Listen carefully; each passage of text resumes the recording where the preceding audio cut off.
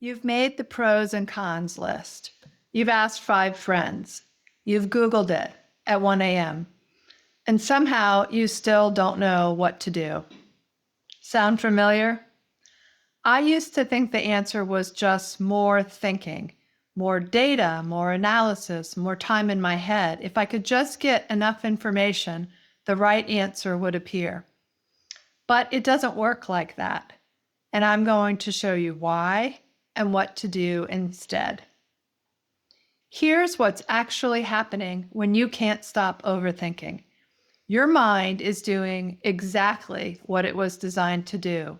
It's scanning for danger, running scenarios, trying to find a guaranteed safe path forward.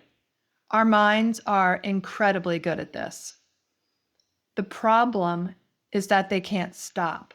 Once they start spinning, they don't know how to switch off, so they just keep going. What if I miss something and I make the wrong choice? What if I regret it? What if I fail? We call this the simulation loop. Your mind is basically running a program it can never finish because it's trying to calculate something it cannot calculate. Peace, certainty, and the feeling that everything is going to be okay. And here's the thing. Logic is brilliant, but it can't give you that feeling. It can tell you whether a decision makes sense on paper. It can weigh the pros and the cons, but it cannot tell you whether something is right for you. Your mind cannot tell you whether a choice will make you come alive. That's like asking a calculator to write a poem. It's the wrong tool. Oh yeah, this is not just you. We're all living in a time that makes this so much harder. We have more information hitting our brains in a single day than our great-grandparents had in a year. Opinions are everywhere, advice is everywhere. An endless stream of people are telling us what to do, how to live, who to be. And our minds were not built for this. So they do what they do. They work harder. They compare more. They second guess more. And over time, something starts to erode. We stop trusting ourselves, not because we're broken or bad at decisions, but because we've been looking for trust in the wrong place. We keep hoping that the next spreadsheet, the next opinion, the next hour of research will finally give us an answer. But you've noticed, haven't you, that it never quite does? Because trust doesn't live in the data. It lives somewhere much closer to home than that. So if the mind is the wrong tool, what's the right one?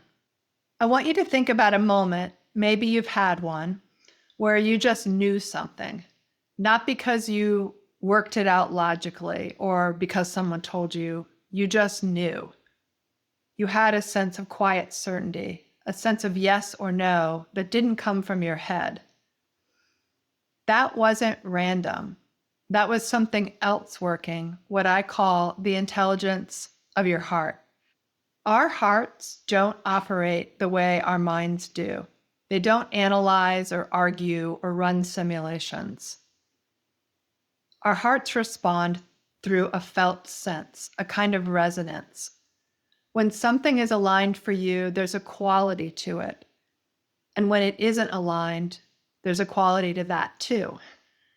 And the more you learn to listen for that, the more available it becomes. This isn't about ignoring your mind. Your mind is still incredibly useful. But instead of asking it to do everything, let it do what it's actually good at and bring in something deeper to guide the bigger questions. When your mind and your heart work together, something shifts. Decisions get simpler, not because life gets easier, but because you're no longer navigating from only one part of yourself. I want to give you something that you can try right now. Think of something you've been going back and forth on, a question you keep turning over. Don't try to solve it yet. Just bring it to your mind. Now put your hand on your chest. You may feel comfortable closing your eyes and take a breath. Instead of asking your mind to answer, just notice. Is there a sense of expansion or contraction? A feeling of yes or a feeling of no? Not a thought, a feeling. Just feel into that. You don't need to have any answers arise now. And if you do get answers, you don't need to act on them right now. Just notice whether something is there yet or not. That noticing is the beginning of a different kind of listening. Most of us were never taught to listen this way. We were taught to think harder, research more, get another opinion, and those things have their place. But there's a whole other source of guidance available to you that most people never learned to access because nobody showed them how. That's exactly what we work with in something called Dialogues with Your Heart. It's a group process where you bring real questions, the ones that actually matter to you, and you learn how to listen for a response that doesn't come from your head. It's not something I can fully describe in a video. It's something you experience. And the group setting matters too. There's something about doing this alongside others that makes the whole thing easier to access than trying it alone. If this has resonated with you, if you've been feeling the limits of staying in your head, the link is below. You're welcome to come and find out what it's actually like. You've been looking for the answer out there. Maybe it's closer than you think.